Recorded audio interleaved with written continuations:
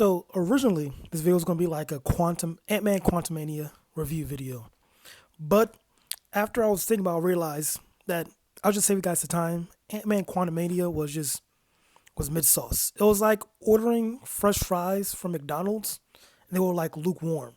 Like you're gonna still eat them, but you're just disappointed. That's how I felt about Ant-Man Quantumania. But after watching the movie, I realized that it's not an Ant-Man Quantumania problem. In my opinion, I think it's just a Marvel problem. Hence, the title of the video is... Actually, I don't know what the title of the video is going to be. It's going to be something like Marvel's problem, yada, yada, yada, or how to fix it. Something basic like that. But here I go. So, I realize now, Marvel, post-Endgame, I think it is. Yeah, post-Endgame, they have like, almost 10 movies out right now? And all those movies, to me, they're just not hitting like they used to.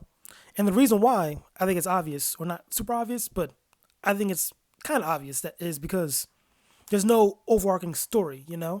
Because, I get it, like what is it?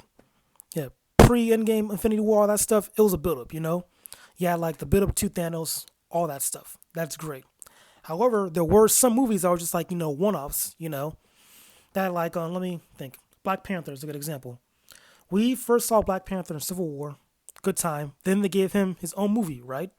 Had nothing really to do with the Infinity War saga, but you still got like a Black Panther movie so you know who the character is. I get that, That makes sense. But it's still added on to like the whole overarching story. Now, yeah, post Infinity War, it's just the movies aren't all like connecting how they should be, It just feels like there's no clear direction, I get now that they're trying to set up the multiverse, but they did that in two different ways, and those two ways weren't connected the way I saw it, right? Because if you saw Loki, the first season, it was setting up the multiverse. I'm like, all right, cool. I like that plan. But then we have Doctor Strange, and it too set up the multiverse, but it wasn't connected to Loki in any way, which is his own multiverse thing. I thought that was a waste opportunity. Now, that's an opinion. I get it. But, like, things that should be connecting aren't really connecting, You gotta, like, almost figure things out yourself and, like, speculate. Like, Shang-Chi came out in what? When did she? Actually, let's use Google real quick. Give me, like, a couple seconds.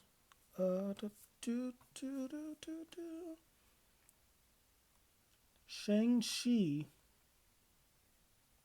Bet. Shang-Chi came out in 2021. And then, like, in the same year, Eternals came out. People were speculating that, the rings were connected to the Eternals.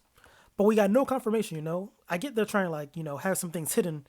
But, like, as a fan, as a watcher, I think, you should make some things like, I was like, okay, these things are connected, Because even in the Infinity War saga, I should say, some things were, like, connected. Like, oh, that's an Infinity Stone. I get it. That's going to be a part of the story later on. I like that. Right now, Shang-Chi's rings, they just feel, like an old tech that just, there's a lot of theories with it, Like, I like theories, but the theories are just, true fans know there's no true basis to them, you know what I mean? And then what else? And then also, most movies I don't even really like, for real. Like, Thor Love and Thunder, to me, that should have been like a solid win, But that movie sucked, it was just really bad. And it was supposed to be a good story. I feel like Gore, if you read the comics, I think Gore the God Butcher, it's a pretty good comic, but they could have done it. They can't really adapt that comic because it was supposed. Thor: Love and Thunder practically is, if you read the comic, it's like Spider-Man: Far From Home. It's gonna be like the ending of the plot of that comic is you have like 3 Thors from the past, present, and future. They all fight Thor.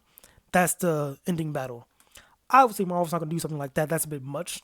So they went with this whole, what's it, Jane Thor, the Mighty Thor route, which is okay. But the problem with Love and Thunder is it was too goofy. Now, in my opinion, I feel like Love and Thunder, it had a good idea for a story. Execution was bad, and the tone was just way off. I feel like for the tone for Love and Thunder, it should have been like Thor the Dark World tone. Thor the Dark World was was that mid? I haven't seen that in a long time. When I saw it, it was just okay.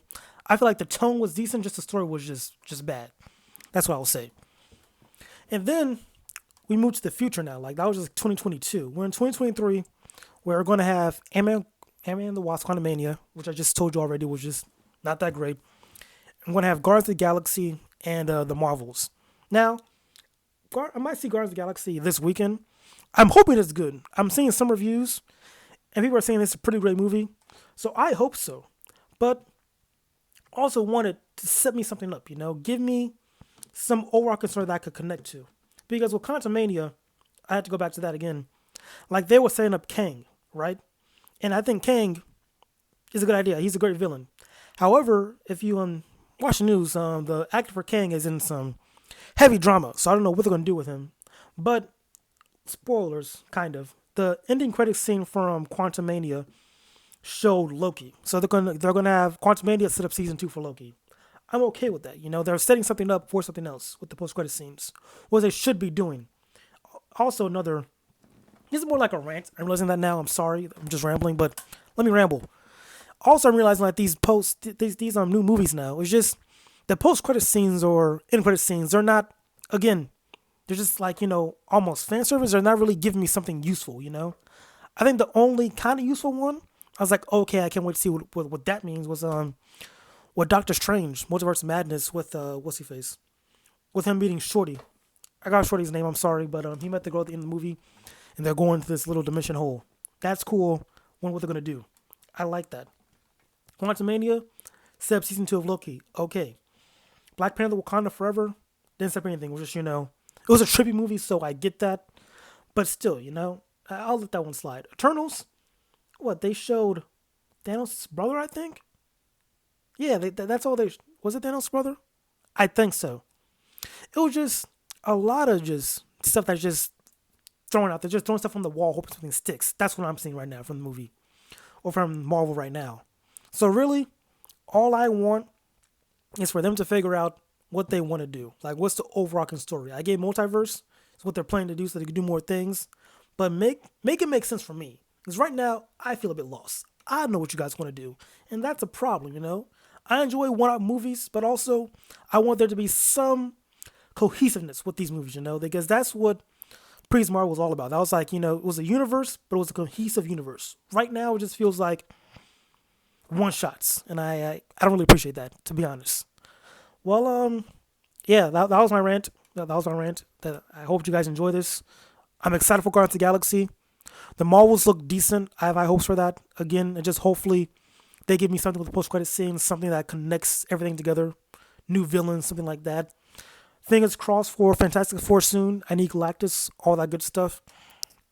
And yeah, I think that's about it. I'll catch you guys later.